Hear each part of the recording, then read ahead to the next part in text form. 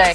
All right, the Cowboys are currently in negotiations with Dak Prescott and Amari Cooper as they try to lock up their young stars. Yahoo reported that it's actually Stephen Jones, not Jerry Jones, that's now running the show in Dallas. Apparently, Stephen has been making all of the big decisions the last 3 years. One NFL agent said this: Jerry used to just pay everyone. Now he says all these nice things about a player, but Stephen ends up being the one who decides when and how they get their money, or if they get paid at all. Compared to Jerry, Stephen is so cheap, too. He doesn't want to pay big deals without a fight. Shannon, is this a good thing or a bad thing? It's a bad thing. Skip, I don't really have a problem with him being a tough negotiator. He should fight to hold on to the money. But for him to come out, you never heard Jerry say this. The guys have earned their money, but they need to take a discount. They need to give us a discount. Jerry paid, and in return, what he got for paying the guys the big bucks was undying loyalty. If those guys were injured in the slightest, they're going out there to lay it on the line for Jerry. There's nothing those guys wouldn't do for Jerry when it came to getting on the field and winning the ball game. In return, Jerry paid them handsomely. Stephen, on the other hand, he wants that kind of loyalty, but he's not going to get what his dad got, Skip, because, yeah, these guys, and he said it. Oh, these guys have earned big paydays. They've been unbelievable. But they need to give us a discount. That's not how Jerry did business. That is not. And Jerry was rewarded. Look, and people are like, well, they have a salary cap. The salary cap went into place in '93. So Jerry's been working on a salary cap for 25 years. Well, they say the last 3 years, Stephen, and the rest of the article, Skip, has been running the team.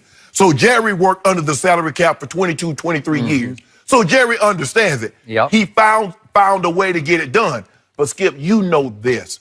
In the salary cap sport, it's hard to keep everybody when you have to pay everybody. That's why you have to, prioritize. You know, look, when times turn hard, look, there are necessities. I got to pay my rent, got to pay my car note, my mortgage.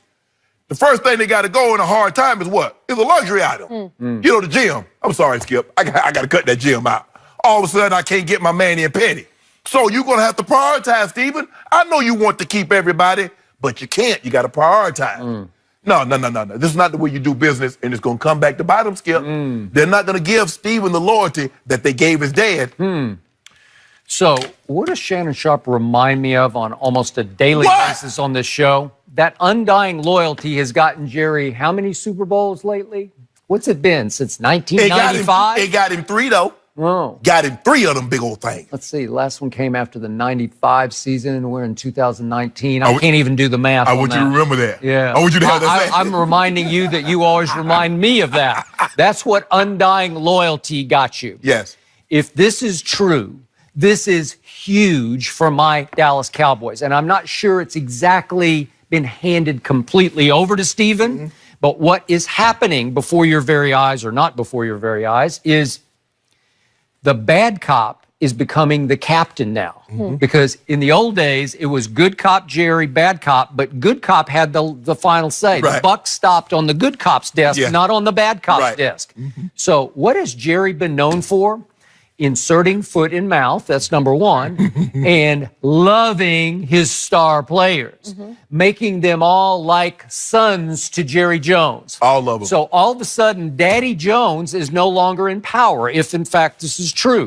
So all of a sudden, a Jerry who put his arms around every star is being replaced by a Stephen who keeps arm's length from all the stars, okay? Yes. And what do I know about Jerry's kids? The first thing I knew came from my old friend, the agent Lee Steinberg, now the agent for your guy, Patrick, my homeboy, but in the old days, he was Troy Aikman's agent. Oh, he was a lot of guys' agent. A lot of guys' Warren agent, Moon, but he had a lot of guys. Lee told me right away as he got to know the Jones family because of the Troy Association, he went #1 in the draft. He said, Jerry's kids are whip smart. Jerry could be here and there and everywhere, but the kids are whip smart. And that was Stephen at the top, and then Charlotte 2 years the junior, and she went to Stanford, and then Jerry Jr. is 3 years younger than Charlotte. Stephen went to Arkansas only because Jerry played at Arkansas. And I think that Jerry, being a major donor to Arkansas, arranged for Stephen to be a walk-on player at Arkansas. And he did make the team all 4 years, and he did letter all 4 years for what it's worth, and he did he started his final game at Arkansas, which was the 87-year Orange Bowl against my Oklahoma Sooners. The final score was 42-8 Oklahoma. But Stephen played safety, and he started that game for what it's worth. That might be why they got 42 points. It could be. And it could have been like, oh, that's why. Let's give him a parting gift. You know, let's send him out right so Jerry will be happy with us. Your first start is in the Orange Bowl. In the Orange Bowl. Way to go. Way to go. Okay. But Stephen always, and I spent a lot of hours around Stephen, and he was the flip side of Jerry. He had Jerry's ego, but he did not have Jerry's showmanship. He was much happier to stay back in the shadows a little bit. If you ask him, he'll talk. Yes. You've heard him on his radio show. He will really talk. But he was Jerry's conscience. He was Jerry with a delete button, because if Stephen started to say something, you could see his mind working. No, I shouldn't. I better pull that one. Delete, delete, delete, right? And if Stephen thought about giving somebody a deal at the last second, instead of plunging the way Jerry does, let's just pay him. He's a great guy. He's my son. Let's pay him. Stephen would be like, delete, delete, no, delete. So Stephen is Jerry far less emotionally. He is far more dispassionate than Jerry is about the Cowboys. So as a negotiator, he plays hardball, and he's no soft touch. So he's not Daddy Jerry, so the players can't run upstairs to Stephen and say, my coach is being hard on me. And because Daddy Jerry'd say, I'll fix it. I got it. I'll talk to him. And ever since Jimmy left, players could always bypass the coach and go straight to Jerry. Okay, so why won't this be better in the long run? Why won't this pay Super Bowl dividends? Because you need a bad cop at the top. You need somebody to say no. But you do, Skip, but here's the thing. But when guys have angst or they have a dislike because they feel you shortchanged them, they're less apt to give you their all. It's the thing with Jerry. Because Skip, when you think about this, Jerry released all of them. Troy, Emmett, Michael. Who gave their Hall of Fame induction? Jerry. Let that sink in. I love him. Your boss fired you, and at your biggest crowning achievement, you say, I want him to come and present me. Okay. And I'm here to predict going forward, Stephen Jones will never induct anybody into the Hall of Fame. Not one. No. Because there's going to be no love lost, because there'll be none gained. Just like Al. Al Davis, all the guys that went in. Okay. Al presented because Al would pay. Al would look. All I care about, can you get to the field on Sunday? If you can get to the field on Sunday, even if you're intoxicated, that is correct. Even if I just had to bail you out of jail, can you make it to the field? You can play good. That is correct. And that's how Jerry. Because who was Jerry's idol? Al Davis. When he got to the league, he cozied up. He was his mentor. He cozied up to Al. I told you in that first year, Jerry chose to bring Oakland to camp so they could have 3 days of camp practice so that he and Al could go to dinner every night and he could pick his brain. Yes. How do I do this? He was Al Jr. And so he saw so really, okay, yeah, a guy's going to get in trouble. We're not going to have choir boys. And Al always felt, Skip, you needed those type of players to win. Because if you had 53 choir boys or 46 choir boys, you weren't winning jack. And there's one other big difference between Jerry and Stephen on the Al Davis account. Remember, Al Davis coached at the highest level. He was decorated in both the AFL and the NFL.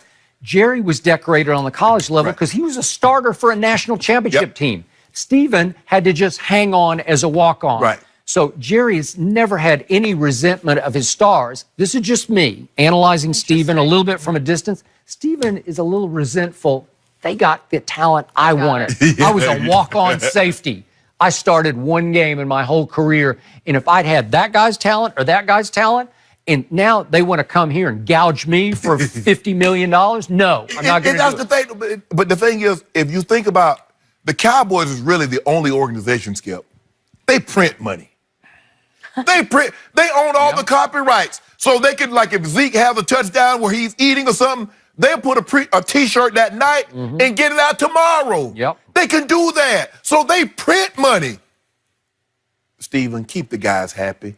You keep the guys happy, that was the thing, Skip. Now, granted, Jerry's made some bad decisions as far as personnel, But it seems to be now that he's turned it over that Will McClay is doing most of the draft. He has, and that's a huge difference, too. And I would agree. They really haven't missed on their guys. You look at from Tyron Smith to Zach Martin to Travis Frederick to all those guys, they really haven't missed.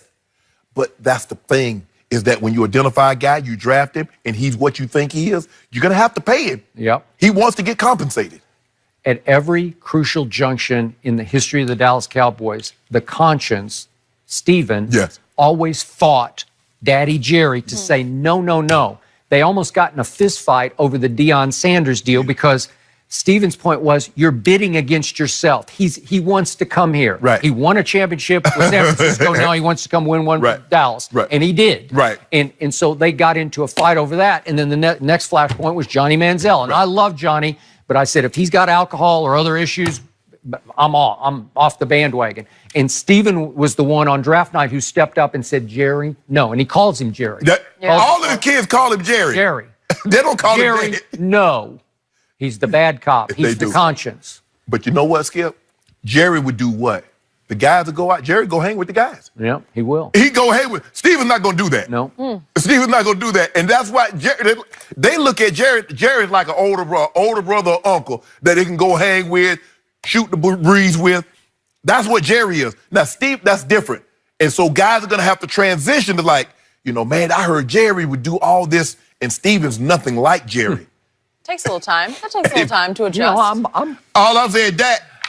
I'm smelling Super Bowl. I'm smelling it. I'm smelling Dak Prescott. Oh, there's a smell for it now. I smell that Super Bowl. That's Dak Prescott saying, well, y'all better get Jerry here because I want my money. Really? I want my money. Get Jerry, and then Steven, you handle Zeke and Amari. But I need Jerry for this one. They can split the duties. That's a good idea. How about this for a story? Why are the Buffalo Bills talking about O.J. Simpson? Oh, my goodness. Didn't know I'd be bringing up his name. We'll explain next.